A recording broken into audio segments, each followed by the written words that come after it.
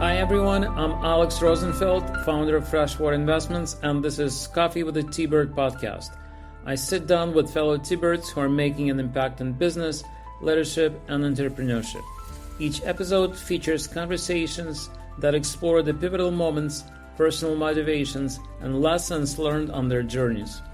Whether you're a student, alum, or someone passionate about business and personal growth, you'll walk away with fresh ideas. This is a bit more than a podcast. It's a platform for connections, storytelling, and celebrating the global spirit of Thunderbird. This podcast is sponsored by Freshwater Investments. At Freshwater, we make it simple for you to invest in large apartment communities across the United States so you can earn passive income, grow your capital, and benefit from real estate tax breaks without owning or managing property yourself. Hello, everyone. I'm Alex Rosenfeld, founder of Freshwater Investments, and my guest today is Eduardo Donnelly, a growth-focused CEO, entrepreneur, and board advisor with more than 20 years of experience leading at scale. He has built multi-billion-dollar businesses, led teams of thousands, and navigated industries from financial services to technology and mobility. Eduardo spent nearly a decade at American Express before joining Uber, where he went on to run Uber Eats in Latin America, scale the business sevenfold, and later oversee Uber Mobility across 18 markets, representing half of Uber's global trips. From his early beginnings to leading Uber as a VP in Latin America, Eduardo's story is packed with lessons on growth, resilience, and what it really takes to scale. Eduardo, welcome. Hi, Alex. How are you? Thank you for having me. Of course, it's a pleasure. I'm excited about the conversation today. And let me start by asking you, where do we find you today? I'm in Mexico City. It's where I've been living the last 14 years. Excellent. Do you have a fun fact about Mexico City for us? I mean, this is one of the most diverse food cities that you can find. I think everyone knows Mexico for the wonderful Mexican food, and you have tens of thousands of taco restaurants around the city, but the diversity that you can find now, especially after the pandemic, is fantastic. So if you are the kind of tourist that loves to come and do gastro-tourism, this is the right city for you. Excellent. I'm definitely coming. Okay, We'll be delighted to host you here. Thank you. Let's start our conversation with a moment in your career when you running Uber in Latin America. You are top executive in the company, and you make decision to leave the company. And as you mentioned in your LinkedIn post, you wanted to take a parenting break. It must have been a very tough decision for you and your family. How did you make that decision, and what influenced that decision? Yeah, well, thanks, Alex. It's certainly a question that I get asked a lot. I consider myself to have been very lucky to have been at Uber for 8 years. I got there right as it was just very much a startup, very scrappy and starting to build processes. In fact, I was hired to kind of really start to build processes for the company to help it to grow, especially in LatAm, where it was very much in its infancy. And the question of why I left, I really get asked that a lot. And for me, it came down to understanding the cycles of life and knowing when one chapter has been fully lived. And that's really how I define those 8 years in Uber. I had the privilege of building and scaling 3 different businesses within Uber. You had mentioned Uber Eats and Mobility, but I was originally hired to come to build what was called ComOps, or community operations, which is basically the customer service infrastructure for them. And really kind of building all of the support infrastructure that exists today from scratch, from BPOs and centers of excellence to all of the knowledge bases, et cetera, to then lead Uber Eats for close to 5 years, launching markets, scaling the business, leading it through the pandemic. And then my last 2 years in Uber Mobility, really helping to take that already very, very big business to a different level. And so I had the experience that I dreamed of as a Thunderbird student, right? It's why I went to Thunderbird, was to be able to work in a really global business. And so as a student, I said, I want to operate across multiple markets. I want to be traveling the world. I want to learn directly from each culture that I happen to be a part of. And so for anyone with a global mindset, that job that I had for that time was deeply, deeply fulfilling. But I also recognized that I had sort of reached the summit of that mountain. I had already seen what high scale growth was. I had helped to turn, what was a scrappy startup into a public company and a highly profitable company. And I had tested myself across very different contexts. And so that allowed me to say, when I think of what is required for that next growth of the business and what I want to do in terms of my own personal development, my growth, it was very clear that now was a time to move on to explore something different. Plus the fact that I had been traveling a lot, right? So while I was learning and doing all this career-wise, at the same time, I felt a pull in that personal life, right? I wanted to be present as a father. My kids are 16, 14, 11, and I traveled up to 3 weeks a month. So there was a lot of experience and moments that I missed because of that. And so I wanted to create more space for reflection, more space to be present with my kids. And I also felt ready to start giving back, right? To take the lessons that I had learned in my own professional career, both the success and the tons of mistakes that I made, and use that to help grow other leaders. And so I closed that chapter in at the end of 2024, and over the last, call it 10 months of this year, I've been focusing on building an executive coaching practice, right? And to me, that's service. It's about helping others, and specifically other leaders, rise to the occasion and unlock the potential that they have within themselves. Just as I was able to have that in my own personal experience. So to me, the closing of the Uber chapter was, closing that one cycle of life with deep gratitude, but opening another one with a lot of purpose. Great. Well, thank you. So let's roll back the time a little bit and start with your childhood. If you can tell us where did you grow up? Maybe talk about your family a little bit and about your childhood experiences that shaped you later on in life. Yeah. Look, I'll tell you this, the where did you grow up question is always a hard one for me.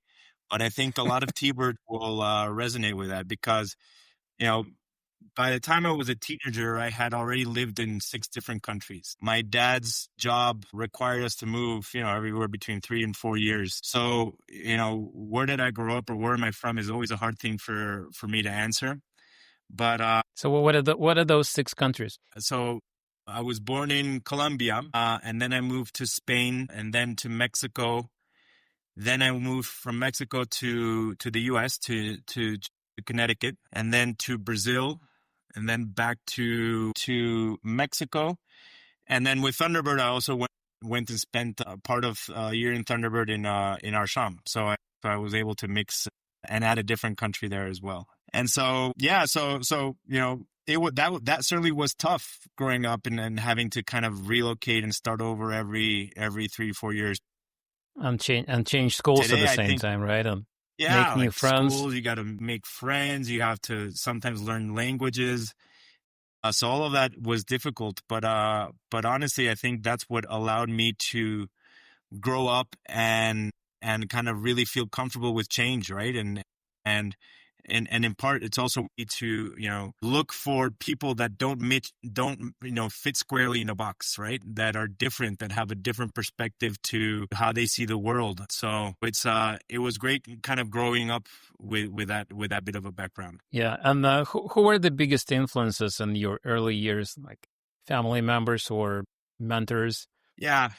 I mean, I would say that, without a doubt that influence, I'd say early years and basically most of my life was my father. He was always incredibly present despite having a demanding career and having to be away a lot. He kind of taught me values of listening and giving people, but especially kids, sort of grace to grow up and to do things differently and to learn and whatnot. And so, he was very successful professionally, but more than anything, like when I think about the legacy that he left is one of relationships, right? Today, even he died 14 years ago. And even today, people will come up and talk about how he helped them one way or another, whether it was in their professional career or as a friend. And that's really wonderful, is being remembered by how you make people feel, right? And so that certainly was a very strong mentor and role model for me. And then I also had a couple of really interesting mentors in Amex, where I spent my first 10 years after having graduated Thunderbird. One was somebody that taught me how to lead through empathy and being comfortable saying, I don't know. And especially as a 20-something-year-old where you're kind of full of answers and you know what's best for everything, that level of sort of leading through humility was a fantastic learning. And I was able to get that early on in life. And I think that helps to build a lot of relationships, and it helps to open dialogue that may otherwise be closed. And then I had another mentor who was the one that was responsible for me coming to Mexico 14 years ago. I was living in New York, and I was offered a role to work in insurance in Amex in Mexico. And I had told him I would like to leave New York because my daughter was just born, and I think we need a change. We can't all kind of live all that comfortably in this small apartment and whatnot. And so, I was offered this job to lead insurance in Mexico. I didn't want insurance. I didn't know anything about insurance, and I didn't particularly want to be in that business. But he sat me down. He says, "Okay, well, what do you want to do in life? Like, what kind of a leader do you want to be?" And so I said, "I want to be a general manager. I want to lead P&L. I want to be able to operate across multiple countries and lead people." And when I described it that way, he said, "Well, everything that you just mentioned, you're going to learn in this job. So don't follow the job title, and don't follow the sort of kind of big scope of responsibility. Follow the skill sets that are going to make you grow, and go after that." Excuse me. And I did exactly that. And ended up being one of the best jobs I've ever had, because I was able to really kind of lean into learning and growing on those skill sets. And I ended up really liking the insurance business. So go figure what my judgment tells me. But so that was those mentors early in my career were really, really fantastic. Great. And so you, after your undergrad, you went and worked at T, and you were part of leadership development program. Would you recommend this program to recent graduates? Is it a good pathway for recent graduates? I think it's a fantastic pathway. When companies have sort of formalized trainings, you should always raise your hand to be a part of that. And that's what this was, right? It was a very structured, very formal leadership training program where every year I had to change jobs, I had to change cities, and you had to do that. And the reason for that was they wanted you to be comfortable with constant change, right? And they wanted you to learn different skill sets along the way that were radically different. And embedded in all of that, they would teach you management, they would teach you strategy and decision making and things that are fundamental many years down the road early on. And so, yeah, very much take advantage of something like that if ever offered, because what I learned really paid back in multiples. And how did you hear about Thunderbird, and how did you make the decision to be a student of Thunderbird? I mean, my connection to Thunderbird goes back to my father. So my dad also attended Thunderbird. And what year he graduated? You know what? I can't remember. I know it was in sort of the late 60s, probably like 69 to 71, something around there. Okay. But you can't hold me accountable to that date. But it was more or less around that time frame. And he was always talking about Thunderbird. He always said how much it changed his life. As I had mentioned earlier, he led the typical Thunderbird kind of professional experience, living across multiple countries, working and thriving across multiple cultures. And he said how much, Thunderbird helped to prepare him for that kind of and that's the life I wanted to have as well, right? So I wanted to be working in a multinational space, multicultural engagements, etc. And I also wanted an MBA program that was more than just business training, right? I had studied international affairs in Georgetown, and so I needed to really, build my business acumen, which I hadn't really picked up in the School of Foreign Service.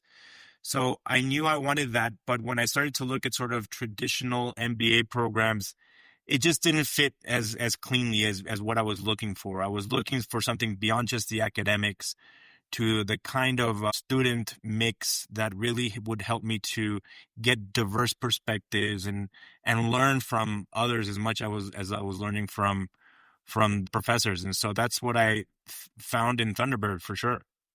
So, what were your favorite memories about Thunderbird? What clubs were you involved in, or what do you remember the most about your time at Thunderbird?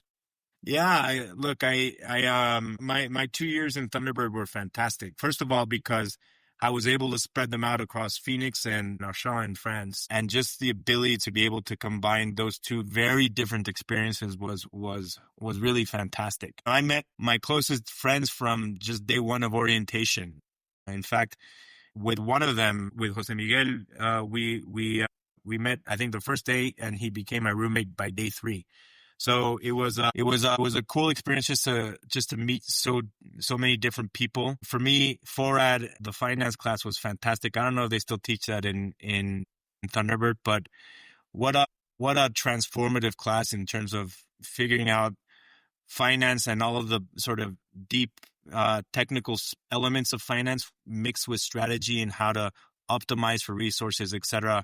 I find that to be so practical that as soon as I started working, I was applying what I learned from that class almost day one. But beyond the courses, right, it's like those Thunderbird traditions, the Thursdays at the pub, the flag ceremony, and all the culture behind that, which is fantastic, and sort of that constant rhythm of cultural exchange between all the students. I really do cherish that. And then I would say that probably the most lasting memory for me was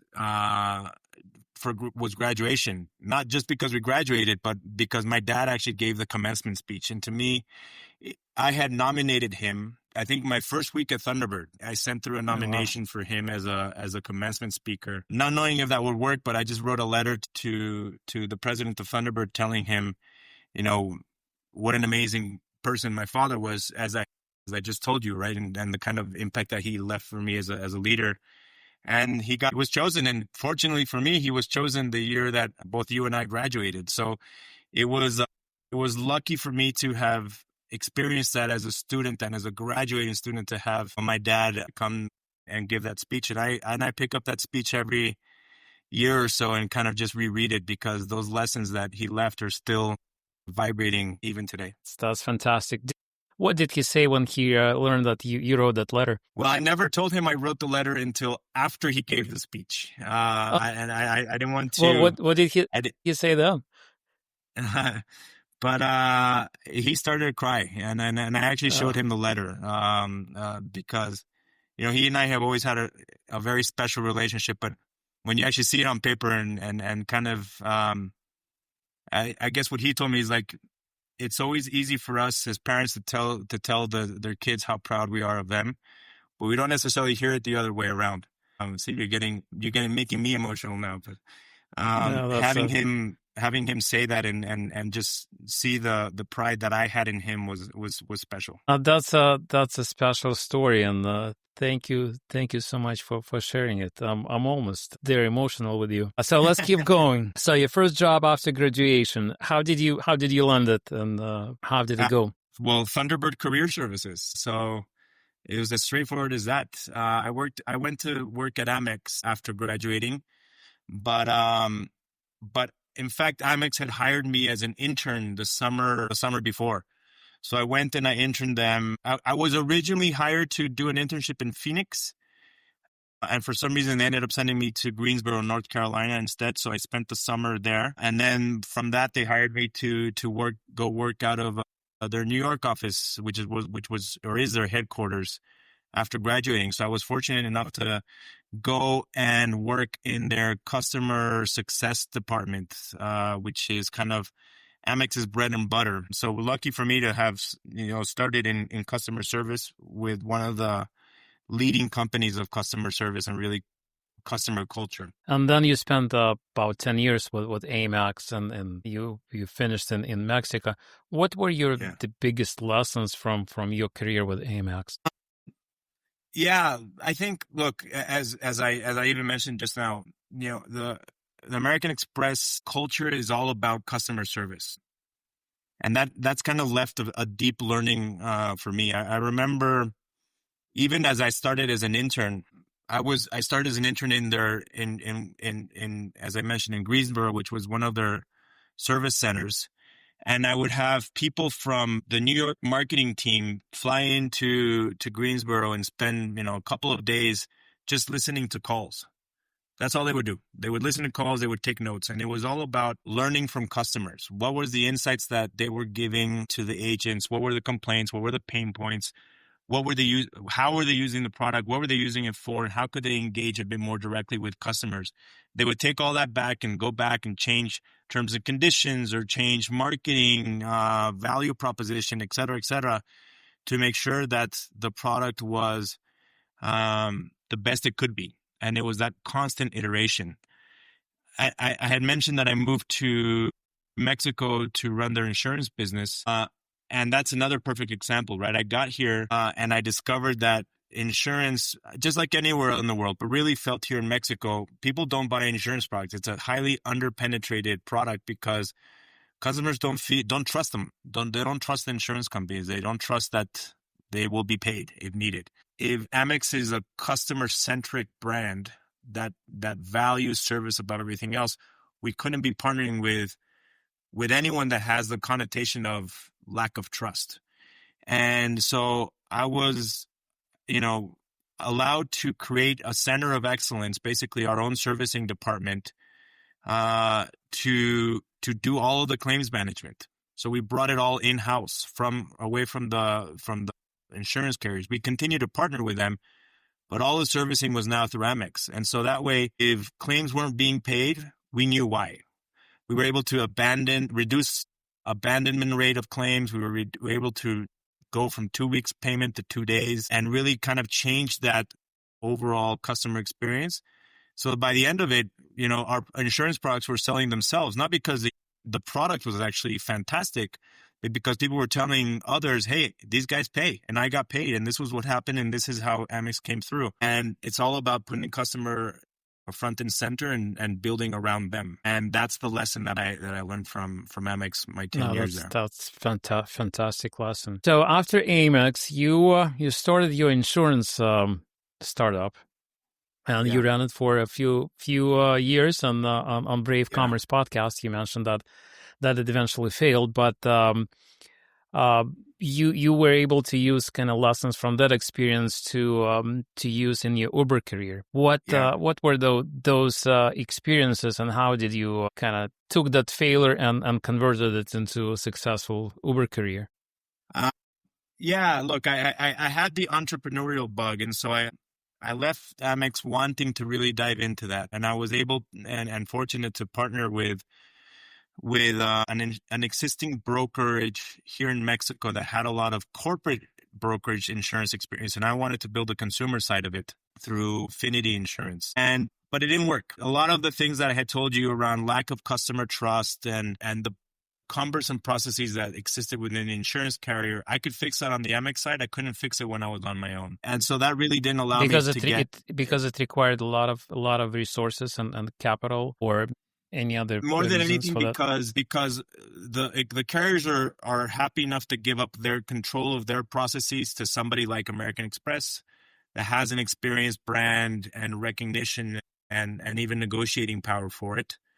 As an entrepreneur, you tell them we want to do things differently and try to make them adapt. My learning was it's really impossible, regardless of the kind of relationships you may have already established and the credibility you have.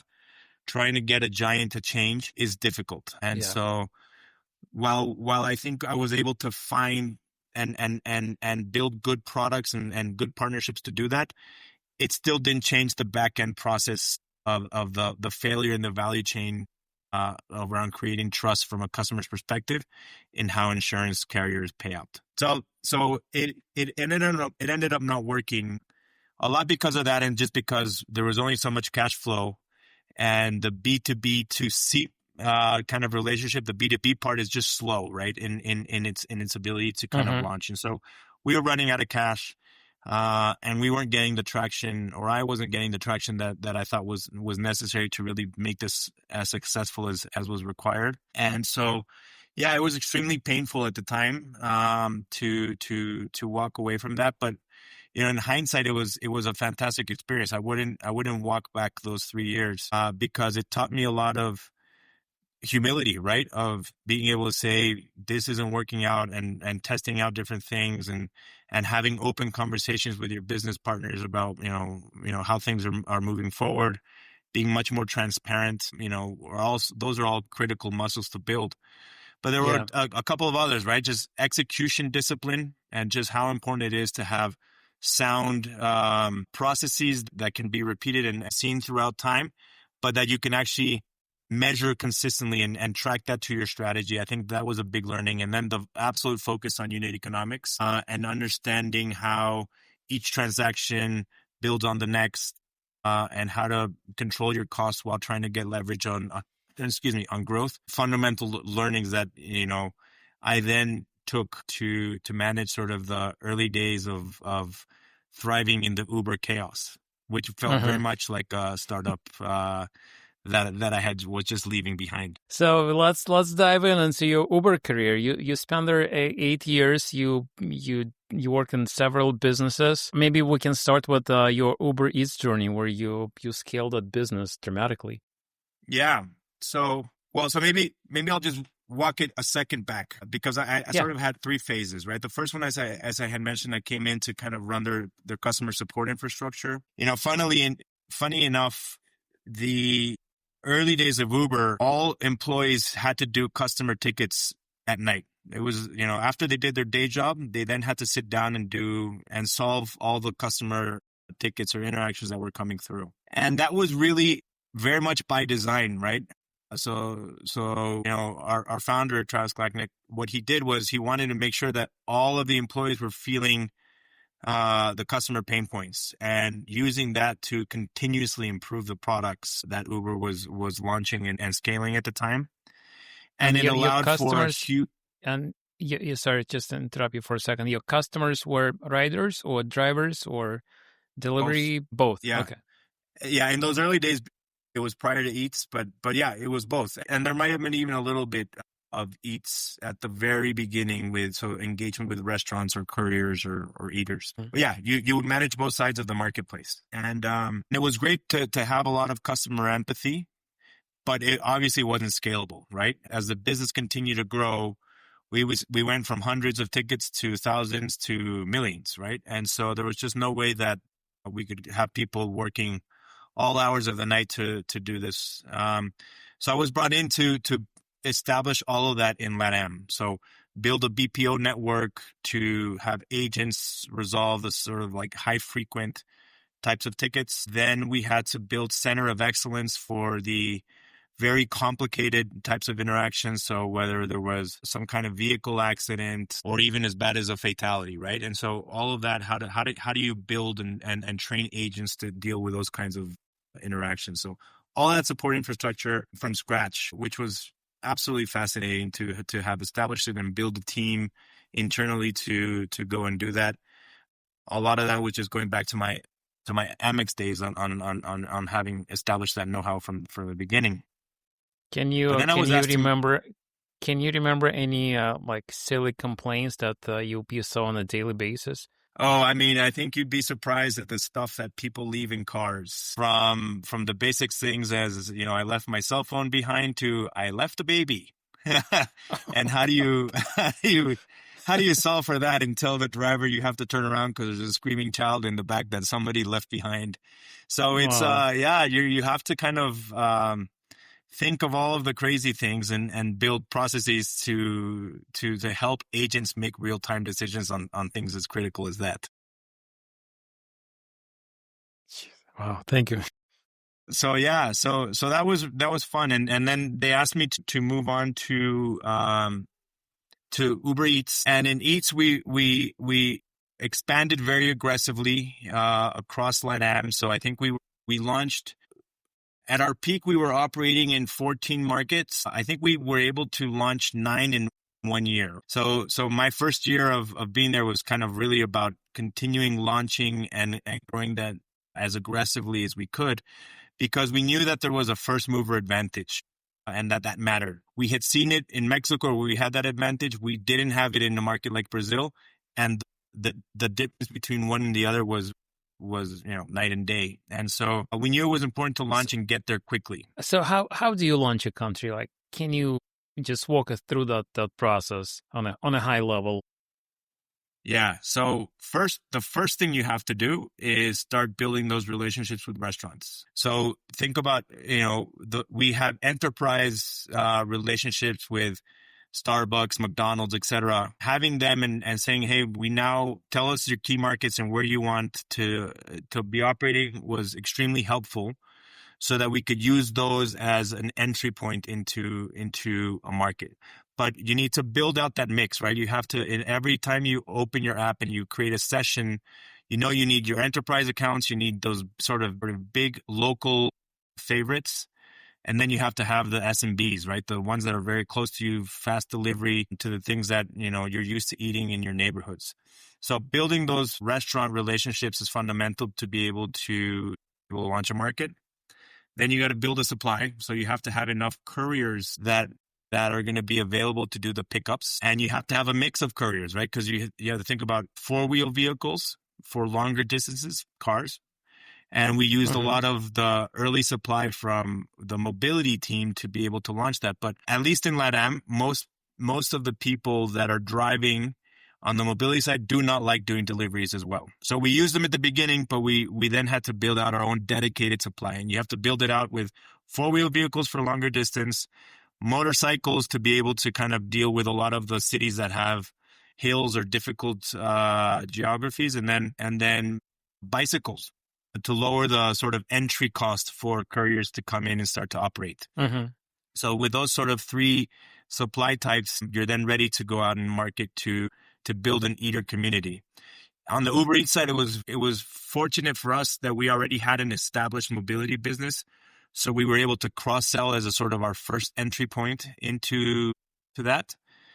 But then when the pandemic hit, then we had a huge surge in demand from people being locked up and at home and needing to eat. And so we were able to move past requiring, cross-selling into the mobility base to having a whole new source of customer acquisition and entrants that were coming in to get delivery because they needed that while they were. How did you manage that spike in demand during pandemic? Look, it required us to, fundamentally change how we operated. We had to be comfortable operating with a lot of unknowns, right? We had a lot of restrictions from each government, and I don't mean it at the federal level, right? Every city had a different way of operating. And so we had to be able to accommodate very severe lockdown restrictions like we saw in Bogota or Lima to places that were more open with very limited types of restrictions, to places like, for example, Mexico City that wasn't really saying what it could or could not do. So we had to create our own sort of regulations for that, right? So we had to be able to be comfortable making decisions quickly and operating with first principles. But we also had to change a ton of processes. So before the pandemic, we would establish direct relationships with the restaurants. And what I mean by that is we would have somebody go to the restaurant, train the staff or the owners on how to use the device. We would give them a device, right? A tablet, to be able to take orders. And we would help walk through what an optimal delivery experience could look like, et cetera, et cetera. Very personalized. The pandemic hit and we had to completely change our restaurant onboarding from what I just described to self-service, to bring your own device. And now we had to accommodate not just, the Android tablets that we used, but iOS tablets or a cell phone, which was very different. And so we had to completely redo our tech stack to accommodate those kinds of requirements. We knew we had to change the pace by which we paid restaurants. We used to pay them at the end of every week. We had to change to every day because we knew that these guys were living through cash flow, and we couldn't be the reason why they were shutting their doors, which also meant that we had to make very fast decisions, even with imperfect information, because every delay that I had in being able to make a decision, I was impacting a small business that couldn't make payroll or couldn't pay their inventory or rent or things like that. Yeah. So sounds like very stressful time for you and your team. It was, but there's good stress and there's bad stress, right? And this was good stress because while it was difficult, we knew we were making a difference, right? We knew we were making a difference to these restaurants that, before we were 10% of their volume, 20% to 100%, right? Mm-hmm. 1 week to the next. And if we could be good partners, then that makes a huge difference, right? And that's what we were waking up in the mornings for. We also were conscious that we were asking couriers to be on the street and engaging with people that they didn't know if they were ill or not. Remember those days when we didn't know what the pandemic meant and how things were, what kind of contagion risk was happening or not. And so there was a huge amount of empathy for our couriers who were really heroes, right? Being out in the street and doing these deliveries and making sure people were fed, and that the restaurants were staying open, et cetera, et cetera. And so that was, it was difficult, but those first principles that we put out there to make sure that we were really thinking about our restaurants and our couriers first above anything else really helped us to transform the business and thrive through the pandemic, which led to that 7x sort of growth that you were speaking about, because we were fortunate to be a part of that. We were also pretty lucky that just before the pandemic hit, we had made a decision to acquire a Latin company, a Chilean company that did grocery delivery called Cornershop. I think a couple of years before we made the decision to acquire them, we had done an analysis of, do we need to be a super app? We had examples of super apps in Southeast Asia, like Grab, in LatAm, like Rappi. These companies were selling multiple products. We were just selling restaurant delivery. And we knew that there was a very strong use case for grocery and pharmacy and all those kinds of deliveries as well. And as we started to build it, we discovered that, in fact, it's a very different use case from how our tech stack had been structured. And so we could have built it and taken the time to go and figure out how to scale this product. And we instead decided to buy or acquire a company that was doing this really well and knew how to do things like inventory management in real time, partnering with CPGs on promotionals, those kinds of things that was very different from how restaurants operated. So the pandemic hit and we were integrating, we were going through the M&A formal regulatory acquisition process. Then we had to kind of figure out how to do the technical integration and the marketing integration of this company and brand, while also dealing with this huge spike in deliveries across. So they were hectic years for sure in terms of the amount of things that we were asked to do, but extremely educational, certainly for me. Yeah. And so the third phase in Uber was moving to the mobility business. And that's 18 markets in LatAm. And mobility in LatAm is huge. It's, in fact, the biggest region in terms of trip volume for all of Uber. There are not that many companies that can say that LatAm is the biggest region for them. But it tells you a lot about sort of the product market fit that was established in region where, pricing is fundamental, and we were able to unlock a very attractive price point, but you're also solving for things around reliability, meaning access to vehicles, which is a very limiting form factor across multiple markets, as well as safety, right? Where moving around in public transportation is not the safest option. And so people will look for other ways to get from A to B. So we were able to deliver on those three things, right? Pricing, reliability, and safety. And by delivering on that, we were able to grow very, very successfully. And you'll have Brazil being the biggest market in all of Uber trip volume, but you have Brazil, Mexico, and Argentina in the top 10 of the company. So it's important. Yeah. So for you, what it was like leading Uber's largest global region? How many direct reports did you have? How was your day in life like? Yeah, I mean, look, a day in the life. So we had broken down across four sub-regions. So Brazil was its own region, Mexico its own region, and then you have the Andean and Caribbean and South Cone. Had those reports. I had, a planning centralized team. So all in all, I had 8 direct reports in total, and around 300 people in our overall operations for the region. But it's funny that you ask about sort of a day in the life, because no day matches, right? Every single one is different. When you have 18 markets, variety is implicit in that. So, and for me, a big philosophy was not leading through spreadsheets or tables, right? There's more to running the business than just looking at the numbers. And so that meant that I had to live the product locally. So I would go and spend, a lot of time across the different markets. I was living in Mexico, but really kind of living on a plane, going from place to place and really understanding how our products were. The fact that, you have different vehicle types across each market and how the drivers or earners use your product differs, and walking that through was fundamental, and understanding, the different restaurant relationships, etc.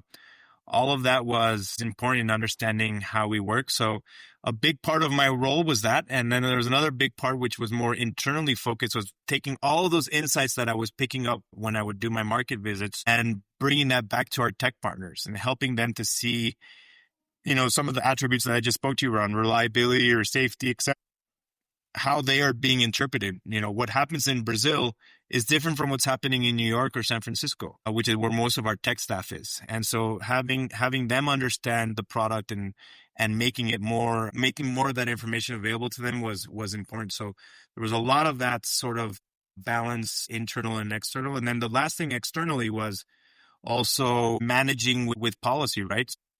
What I mean by that is government relations is a very big thing for Uber, especially now. We have over 1.5 million earners in LatAm, and 1.5 million people for any government is extremely important, right? And so, in the US and Europe, we were seeing a lot of those movements to what independent contractors were, and how do you provide certain benefits to them, and Right. all of that was starting to happen in LatAm as well. So we were seeing regulation pop up in Colombia, in Brazil, in Mexico, and Chile. And so a lot of my day was also spending time with governments and talking to them about how to best structure this new regulation that had to be created for the rideshare business. What's been the most challenging market that you worked in, and why? Yeah, well, I don't think I would use the word challenging. Maybe, I think of it as, where did I learn the most from? And to me, for sure, that was Brazil. I already mentioned to you the size of Brazil on the mobility side of the business. And I mentioned that we weren't the first entrants on the delivery side of the business. And so you had all these two challenges, a clear market leader on mobility and a challenger on delivery. And figuring out how those two coexist is quite a challenge, right? Managing a market of that scale requires not just strong business fundamentals, but also a lot of local understanding of that local empathy. Fortunately, I lived in Brazil as a child, and so I understood Brazilian culture quite well, and I still speak Portuguese today. And so understanding Brazil was natural to me. But it's one of those places where drivers became influencers, as an example, right? And it was one of the very first markets where we started to understand the power of the voice of the drivers on a social influencing kind of way. And so they were building massive YouTube followings and teaching other drivers how to earn on the platform. And that taught me that, you're not just launching a product, right? You're launching an experience of how people will earn on your platform. So it's not just about making technical or financial decisions. It's understanding how that's going to be brought to real life and lived and felt. So, why it was challenging was because we were analyzing and explaining and, oftentimes being criticized by our drivers on how we were rolling things out. And most of the time they were very correct, right? We would launch things with a lot of tech speak, that didn't resonate to anyone because obviously it didn't. And so we had to redo how we communicated. We had to redo how we engage with them, how we could use them to help us launch products, etc. So that was Right. that was extremely insightful, but it took a lot of mistakes to figure it out. So you guys were managing like 54 million monthly users Yeah. in LatAm. Did you look at any KPIs on a daily basis? Too many, I would say. Look, one of the things I loved about Uber is that we had just the richest source of data available to us because we could track and measure just about anything that we wanted to. And so it allowed for us to make very strong foundational decisions. But oftentimes we were, you know, we felt guilty to the sort of the analysis paralysis kind of thing, right? And we were looking at a lot of information to justify decisions that were instinctually right? And so I think it's the balance of understanding when you have so much data and how much, what kind of data do you want to use versus, following your gut and doing what's right, especially because you're, as I told you about the earner experience, you're launching a product that has a very strong value proposition to earners, but it also means that, earners or restaurants, if you make the wrong call, they're not going to be able to put a food on the table, right? And so that's an important thing to be able to balance, which is also why like sort of AI is helping so much of that right now, right? As we deploy more and more AI, it helps us to transform how we make decisions, how we analyze data quickly, as opposed to having so many people coming in and cutting data differently to try to find an angle. We're able to take huge dumps of data and use it in a way that can process outcomes a bit quicker for us and speed up our decision latency, right? And so I think that's certainly going to change how Uber operates in the years to come, but it will also have a fundamental change in how we design for XPs and how we interpret those quicker to be able to deploy even better. So speaking about AI, do you think we're going to see some changes in the future of the mobility and delivery as well, based on all that AI influence and changes in the product? Yeah, I absolutely believe so. I mean, one of the things I told you is happening already, right? The ability to have multiple experiments going on at any given time, structuring them in such a way that one doesn't contaminate the other, but more importantly, the ability to interpret those experiments quicker will allow for products to ship faster. And that in itself is a win, right? The faster we can scale our improved products, the better it'll be for customers. But then there are other things like pricing decisions or promotional decisions. Like we would have teams that would work through creating the promotional budgets for every single week, depending on how things had evolved over time. You asked the questions of what KPIs did we track? Like if we were off in trip volume or billings, et cetera, we would be structuring campaigns to address that every single week. With AI, you can do that on a daily basis, right? You can just even hourly basis, you can be deploying real-time pricing and have that change depending on market balance, whether it's running a little hot and there's not enough supply, we can immediately shift budget to the supply side of things to kind of be able to balance that better.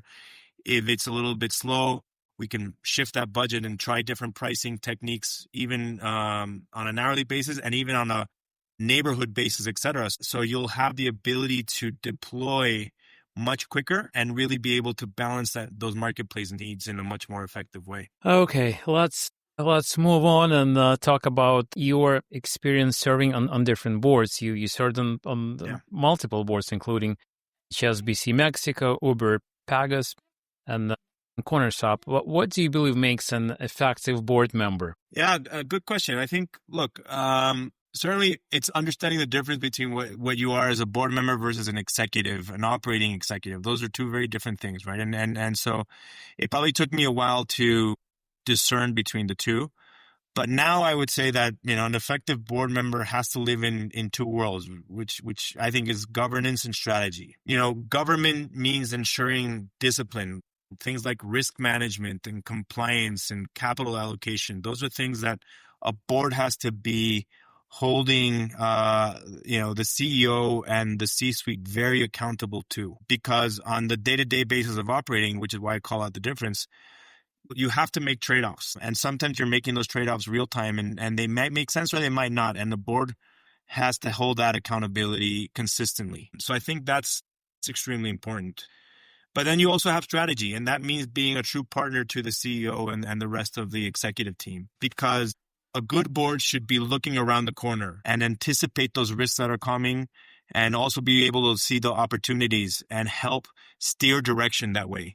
So I think the board has to think long-term and ensure that we are preparing for that long-term, while CEOs and executive teams have to do both, but they really have to be delivering on the day-to-day, the month, et cetera, for shareholders to be satisfied. And so that's the balance that I think an effective board for sure has to do. That's great. That's a great advice. Thank you. And so let's look into the future a little bit. So now you're launching your executive coaching practice. Yeah. What's your vision for this practice if you look five years out? Yeah. I didn't mention this about my time at Uber, but one of the other great things about working at Uber was that they trained you as a coach. So, the 8 years that I was there, I also coached. I just coached internally, right? And that's, whether it was my direct reports or other people in the company, there were multiple hours of the month that I had set aside to coach. Those sessions, helping people think through challenges and unlock creativity were the highlight of my day. Like whenever I would see that in my calendar, I knew, I got excited for the day. I knew that, that was going to be a fun hour for me, or multiple hours depending on, and it gave me a ton of energy. And to me, that was sort of that signal that coaching was a natural next step for me. And so when I left Uber, that to me, that was the timing to kind of formalize this a bit more. I went and I got certified as well externally. So I had the Uber sort of certification, then I have one through Brown University. And to me, coaching has become the way to kind of channel those different experiences that I've had, but more importantly, to help others to lead and to rise to their own challenges. So when you ask me about vision, what I'm looking to do is to provide that kind of personalized support to leaders as sort of they enter that next phase of growth. And that can be business growth, it can be professional growth, and it can be scaling to that next level like I was able to do in Uber, or navigate transition. I've had experience through multiple changes as we've just described right now, or just rethinking life. And all of those moments are extremely important for us to sit down and question and discuss it. And I want to be that person in their corner, helping them to see what might be coming, to make better decisions, and to help find that clarity. And so that's a little bit of the vision that I have, is just being able to kind of serve and pay that forward a bit more. I just wanted to follow up on something you just mentioned. You said that coaching gives you energy. Yeah. What else gives you energy these days? Look, I think, I don't know how much noise the kids made as they got here, but, for most of my life, I was never able to hear this sound, right? Of them coming back from school and when they have high energy days or low energy days, and when they're coming and screaming versus when they're sad. That gives me a ton of energy, being able to just understand them differently from how I did in the past. And so that's been extremely rewarding and satisfying. And I consider myself very lucky to have been able to say, slow down and be here. But then I can't lie, I love playing golf. So I'll try to do that as much as I can as well, to always find other areas of balance in life. Excellent. It's a good place to wrap up our conversation. But before we do that, let me ask you a few quick questions. So having all your knowledge, all your experience today, what advice would you give to a 20-year-old self? So I mentioned a little bit of what I learned from one of my mentors. I would say to my 20-year-old self, be comfortable saying, I don't know. Care less about perception and focus more about growing internally, inside. Okay. What book have you turned to most often throughout your career? And it could be a business book or non-fiction fiction book. So I think, I don't know if it answers the most often, but one book that I started to read a few years ago, which led to the decision around moving from moving away from Uber and moving to coaching was from strength to strength. I think it's a fantastic book by Arthur Brooks about embracing transitions with intention as opposed to fear, which is so often a part of that. And as I mentioned, I grew up with change, right? So transitions is not new to me, but being intentional about it is important. And it gave language to this change that I wanted to bring to life. Yeah. Yeah, it's a great book, and I listened to his interview with Tim Ferriss on Tim Ferriss's podcast. Amazing interview. It must have been. I'm gonna have to listen to that. All right. Do you have a quick message to the Thunderbird community, alumni, students? Yeah, I mean, look, I think we're all very proud to be T-Birds. I would say, just don't forget how unique you are. So I think very few people are as equipped to operate globally as T-Birds are. That's a superpower. And I think especially today, we need to be able to operate successfully across borders and actually reduce those borders that today are creating such a barrier. So being able to embrace and work across multiple cultures is the T-Bird superpower. And really, that's what makes you unique. That's true. And, the last question, what's your next dream travel destination? Where are you going to take your family? Look, I've had Japan on my top list of places to travel, except my wife doesn't have it there. So I haven't been able to fulfill it yet. But now that I'm close to turning 50 and I have leverage as to what I choose to do for my 50th birthday, that's certainly one of the destinations that I'm going to be getting to soon. Excellent. Well, Eduardo, thank you so much for this wonderful conversation. Thank you for sharing your journey and your experiences. And we wish you continued success. And thank you so much for your time. A pleasure, Alex. And thank you for letting me spend some time with you. This has been a very fun conversation. Absolutely. Thank you.